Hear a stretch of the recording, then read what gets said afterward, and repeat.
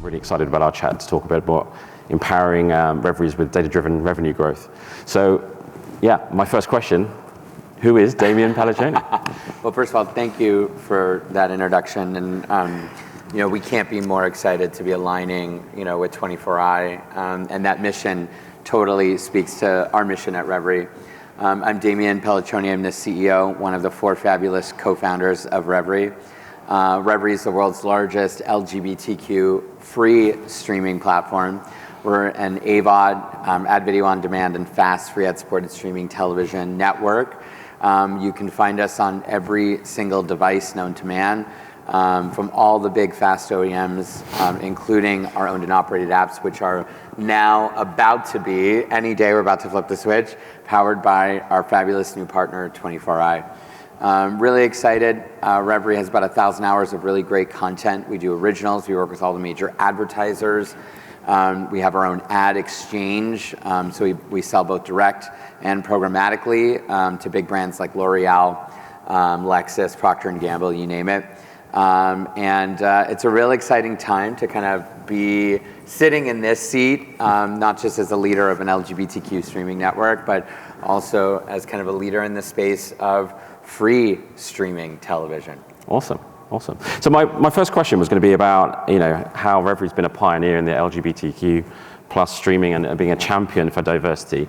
So I guess, how has Revry sort of driven that sort of charge for inclusivity and created that sort of opportunity for your community in the tech industry in particular? Yeah, streaming and specifically media is a hard one to kind of break into, and especially when you're addressing, a minority audience. I don't like to use the word niche because I do believe that LGBTQ is not a niche.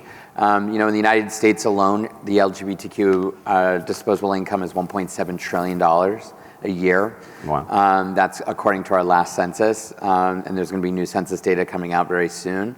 And we're the 3rd largest consumer group. Next to white, Hispanic, LGBTQ is number 3. So we're a very affluent group to be targeting, whether you're a brand or you're a media company or entity. Now, beyond that, I think that addressing stories of underrepresented folks within my community is something that I have a passion for. And my 3 other co-founders, Aaliyah, LaShawn, and Chris, all have passions for. We're celebrating our 10-year anniversary at Revry. We actually started this company in my living room. And now cut to today, there's 40 employees between Portland, Oregon, and New York City and Los Angeles, which is our headquarters. So it's been a real exciting ride to build this business and to the 8 million monthly active viewers that we have today. Wow, fantastic. So, in today's extremely competitive marketplace, yeah. So what makes Revry's approach unique in terms of, compared to other AVOD platforms?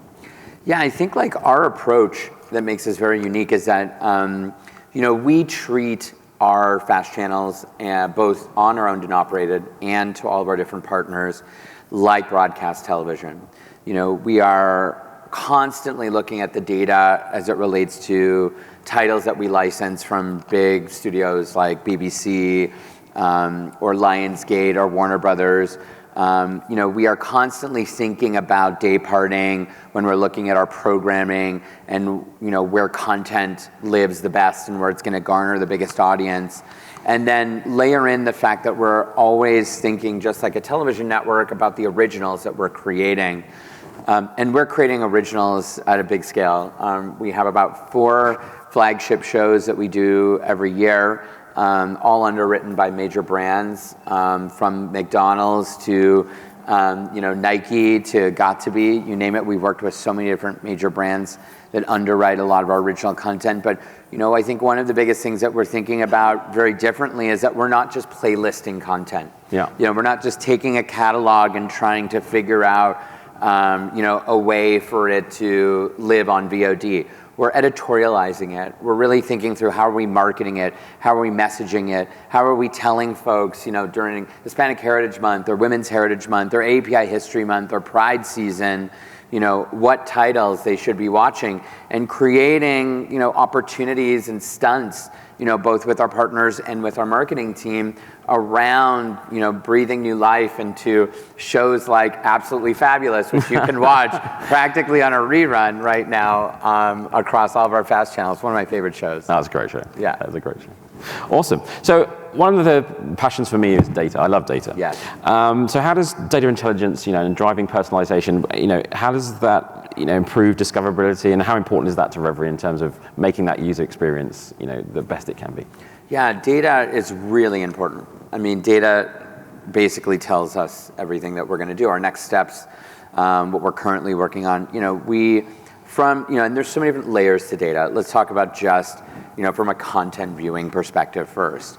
Like I was mentioning before, when we're licensing titles from major studios and distributors, we won't take long runs unless it's something that we know we have really great user data and viewership around.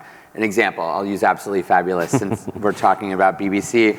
But Absolutely Fabulous, we licensed last year for a very short run, put it up on the network. Yeah. It saw insane viewership. We track that viewership both on not just the days and the times that people were optimized to watch the show, but then we realized, this is something that we should have as an always on. So let's renew that license and extend it out for another year. We look at, data personalization when it comes to recommendations on what folks want to watch next. So if you're watching AbFab, maybe you might like another British comedy that we have, a queer British comedy, or maybe you'll like the original Queer as Folk, which was all shot in the UK. And in Manchester, actually, was the setting of it in the 90s, ironically enough, around the same time as AbFab. So we'll have that suggestive content pop up right afterwards. But it's not enough to just do that on the app, and we have to do that on social media. We have to do that in our email blast. We have to do that in ways where the audience will see at least 5 or 6 different times. That's one side. And then the data that we utilize, obviously, for advertising is very different. We are watching to see where audiences, engage with our advertising. Do they watch, full ad, partial ad? Are they completing? Are they clicking through? When it comes to our owned and operated, where we can have those dynamic ads, that really is important to us. So then we can use that data to better feed our advertisers, and our sales team can obviously make more informed decisions when talking to some of these bigger brands who are buying now not just incremental spends over, let's say, a month or a quarter, but they're buying always on year-long upfront deals. And what challenges have you seen in that, like, in terms of getting help, getting the access to that data, and because I guess those ad networks are crying out usually for more information. Yes. And so what challenges have you seen in that space? I mean, so many challenges. First of all, there's challenges with technologies that we were using to distribute our O&O prior to 24i. Believe it or not, we worked with about 4 or 5 different platforms for owned and operated prior to this, our 10-year anniversary and migrating to 24i. And a lot of them didn't have that granular data that we needed to be able to inform our programming team's decisions on what content we wanted to bubble up to the top, or at least, have suggestive, so we can, our KPI essentially is always watch time, right? Every department they're trying to gamify longer watch time. So how do we use data to better serve that? The other side of it too is on the advertising side. We would only see so much data through the ad networks, the SSPs. We'd only see so much data, obviously, through the exchanges. So we decided to build our own. Right. Prism Riot is the world's first minority-owned and operated or LGBTQ ad exchange. And we launched that about 2 years ago. And we signed all of the partners that we essentially distribute our FAST channels to. Because we said to them, you guys suck at selling minorities or LGBTQ. You're not great at it, and we're never going to compete. An example would be like Lexus, right? You're always going to speak to Team One, their main advertising agency of record. We're always going to speak to Walton Isaacson's, which specifically deals with LGBTQ, Black, and Hispanic dollars for Lexus. And we have great relationships in the minority advertising space that we have spent years over 5 to 7, maybe even 10 years building. Lexus has been 10 years. We've had that relationship. They were the first advertiser that literally wrote us at info@ and said, do you do advertising? And of course our answer was like, yes, we do. Even though we didn't have the technology to be able to do it at the time, we figured it out. And I think one of the biggest things is, we need to be able to retain and utilize that data and own that data. I always say, I was just talking at DigiDay a couple of weeks ago, and I was saying data is our currency for the future. I truly believe that we have to maintain not just data clarity and data clean rooms and making sure that we are protecting that data, especially as a minority owned and operated business that is addressing a minority owned and operated audience, but we need to make sure that that data is something that is secure and that only we can use for our benefit. We don't want to give that away. There was an article that came out, I'm sure you guys have read about our fight with the trade desk recently, in Ad Age, very publicly traded company that essentially asked us to give our data away. And we said, no, we don't want to do that. But not only did they want us to give us our data away, they weren't necessarily working with us in the best facet when we had big brands and agencies saying, hey, we want to work with Revry, we want to work with them through the trade desk. The trade desk was blocking that opportunity from happening because we weren't willing to give that data away. I think it's important for us to stand up for ourselves, especially in the environment that we're in right now, not just talking politically, but I'm talking about as we fight against major SSPs and big ad exchanges who are going to rein in the rules even further so then they can make sure that their bottom dollar grows. As minority publishers, this is the time to really take a stance and take hold of what really is our work, essentially our legacy. I guess as well, that also speaks to volumes to viewers in terms of that whole data is a non-commodity. It's something that's important to them as well. So I think it's integrity around data is really important. I think very important. Yeah, absolutely. Just interesting on the point around attribution. I think when we sort of, as a product person, I'm always thinking about, okay, it's not just the platform doesn't exist in a vacuum. It's about how viewers experience the world in a wider context. So I know attribution's been a problem for many, or challenge for many people. So how do you, we've talked about attribution before in terms of how we solve that problem, but why is that such a key issue for Revry? Yeah, look, again, if I'm relating to our owned and operated, there's never been a product that really was able to track attribution before, it was one of our major deciding factors for coming on board with you guys was the ability to be able to track attribution. Every dollar we put out, we want to make sure that we're understanding where that is going and essentially we want to be marketing to an audience that is going to latch. That's going to like the content that we have, and essentially, again, our major KPI is how are we increasing watch time? Because if we're increasing watch time, the theory there is that we're increasing our inventory, which means we're increasing our revenue. And so attribution for us has been kind of a chicken and egg, kind of a cat and mouse game. We will spend money on some of the OEMs that we work with, the Samsungs, the Rokus, the Vizios of the world, to see if we can attract audience there. We obviously get we do get granular level data and match it against our performance of that content that we're publicizing through some of those ad buys, those both earned and paid media opportunities. But when it comes to our direct to consumer apps, we want to be able to not just attribute our social media spend with our influencers, or our advertising dollars that we spend through social media, but we want to be able to attribute like the variety of that funnel, essentially to, hey, if we were to step on the gas here on this lane because we see most folks coming from TikTok or most folks coming from Instagram, what would that mean to accelerating audiences?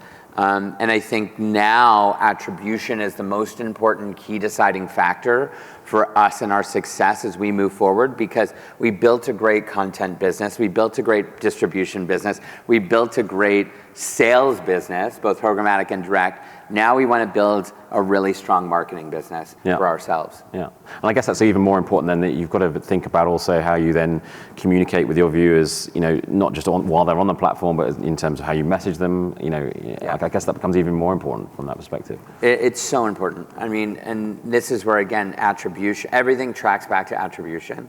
And look, no one has necessarily the answer to this. Yeah. We may not even have the answer to this. This is all one big experiment with Fascinating Bot. It's easy to track attribution with subscription because our customer acquisition cost is X. If we put out X amount of dollars, we spend on Meta and specifically on Facebook, we could attract X amount of subscribers, and a subscriber stays for X amount of time. Yeah. But when you're dealing with AVOD and FAST, it's very fickle. It's not about a subscriber. You're essentially attracting a viewer, and the idea is, how do we make that viewer stick, and how do we make that viewer sustain? Again, that is not an easy thing to do. Yeah. We can do that with cookies. We can do that with surveying. We can do that with incentivization. We can do that with shoppable. There are different forms of technologies that we can use essentially to be able to track that. But it's not one size fits all. No, of course. And how do you see the ad streaming services evolving in the future? It's funny. I was just watching this article today about Netflix being completely threatened by YouTube, right? And YouTube basically taking over. We already know YouTube is such a beast, and we treat YouTube just like we do any other platform that we distribute our content to, and we program for that as well. I think that the future is consolidation. I think that in order for the big studios and big publishers and networks to really compete, there's going to have to be some consolidation. Yeah. But I also think that they need to be able to address the next audience, and the next audience is Gen Z. And not even millennial. I'm the oldest millennial. I was born in '81. I'm like the top end of millennial at 44 years old. I still watch traditional methods of broadcast television and traditional methods of streaming. But when I look at my Gen Z and even my nieces and nephews who are Gen Alpha and Beta they're just babies, but Alpha they're even still kind of babies. But the way that they interact and the way that they engage with content is so vastly different generationally. And so I think one of the biggest things is the old guard needs to let go of kind of the traditional legacy ways in which we've been operating, and creating content and marketing content. And we need to maybe let a little bit of, the creator economy in to how we see the future of entertainment, because it's already here. And generationally, they're 3 times the size of millennials. Yeah, absolutely. And it'd be interesting to see how the streaming world adapts, I think, in terms of how you actually deliver video in either short form or long form, and how do you actually do that through a mobile device. I think it's going to be a very different landscape in a few years. So it'd be interesting to see how that develops. Yeah. So I think just coming to the end, but I think one of the questions I wanted to ask is, just any advice that you have for any other AVOD streamers out there in terms of, how do you go about making sure that you can enhance your experience, but also scale in the AVOD space. Look, AVOD and FAST right now there's such an explosion of channels, right? And I think you need to differentiate yourself with the content that you're providing folks with. If there's already 20 or 30 people in your category, it's going to be really hard to catch up. Because the window of opportunity has closed in a lot of ways, unless you have that unique value proposition that nobody else has, or you have little to no competition.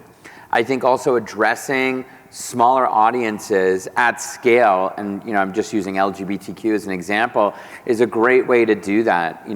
There's a market, with LGBTQ, there's obviously a vast market.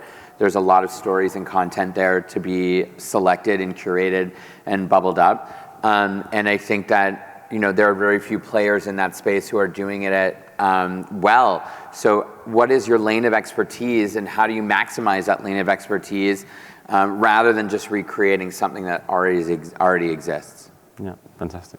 So my last thing was going to be, obviously, we're really excited at 24i to be working with Revry. But what's the future look like for Revry? I know you've got some exciting stuff coming up. So what does it look like for There's next few so years? many, I'm really, as I've lost my voice speaking at so many conferences the last couple of weeks, there's lots of exciting stuff. Look, right now, more than ever, politically in this country, we are a protest again. I always say it's not a party. It would have been a party if it was Kamala, but now it's a protest because it's Trump. And I think that what we stand for, what we uphold, and what we do, and our entire mission at Revry is about queer joy, is now more important than ever. We're coming up on Pride season, which will be in just a few months in June.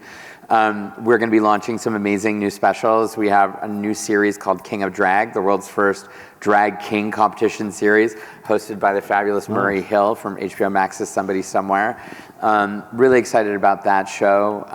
We shot it the first 2 weeks of March and had some amazing celebrities, which we're about to announce in just a few weeks, come and guest judge and be a part of the show. But I think, right now also too, we've got World Pride coming up, which is in DC, ironically enough, of all places, Washington, DC. World Pride is like the Olympics. It's, there's a different pride every 2 years in different host cities. This is only the second time it's come to the United States. So I think now it's more important than ever to be as loud as possible. Revry will have its float in the World Pride, but we'll also be shooting our show, Pride Ball, our Vogue Ballroom Series show on June 5th in Washington, D.C. I'm just really excited to be a part of a historical moment, or what will be a very historical moment for our community. And I really think that, now more than ever, this is the time for us to be vocal and to be loud and to fight the most. Fantastic. Yeah. I think it's fantastic, what you're doing, and I think we're really excited to be working with you guys, and I'm really looking at how we can innovate on the ad space. I think it's going to be a really exciting journey, and we really look forward to the future. I just want to open up to anybody on the floor if there's any questions at all. Yes. When is consolidation? When does it go too far? And are you worried? Interesting. So the question was, when does consolidation go too far? Yeah, it's a great question. I don't know. I don't necessarily have the answer to that. I think that, look, at the end of the day, we're all going to be working for big tech. Essentially, everything bubbles up to big tech.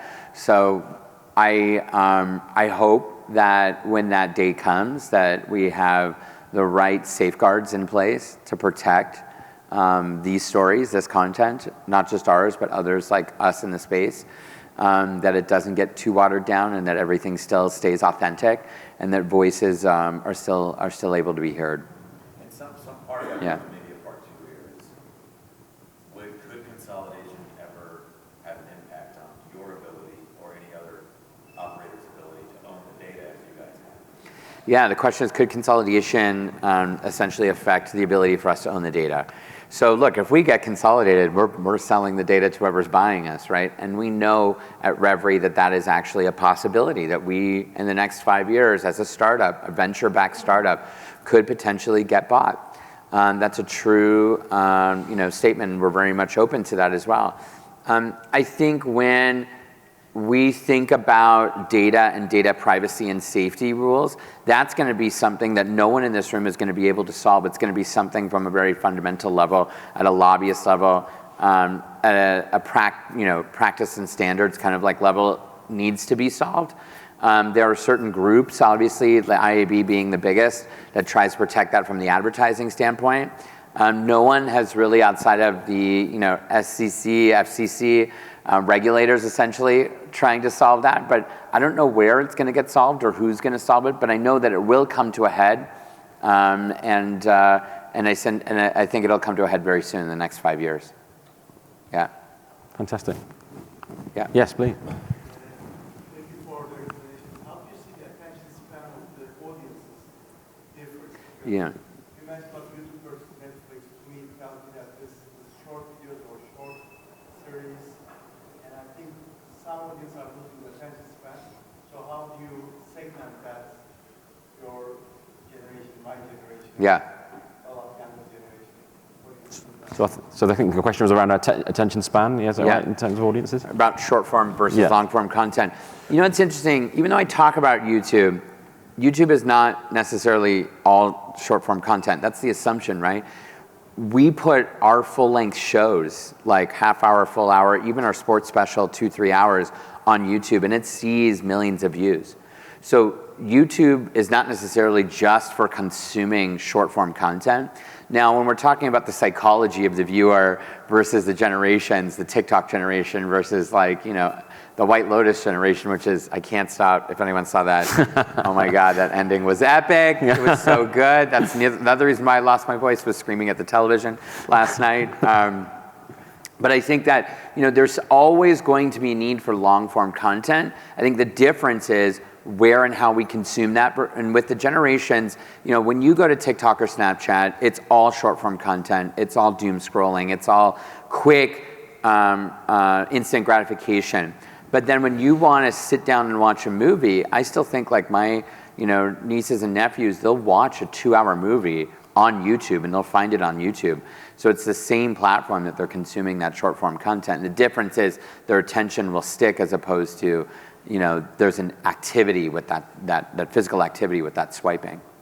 And I also think that's where data comes into play, right? Yeah. If you understand the signals and the data, then you can make decisions, okay, when is the right time to show short form versus long form, and, you know, understanding those patterns, I think that's going to be really important. Yeah. And it comes back down to data for me a lot of the time. Okay. Any other questions? Fantastic. All right, thank you. Thank you so much.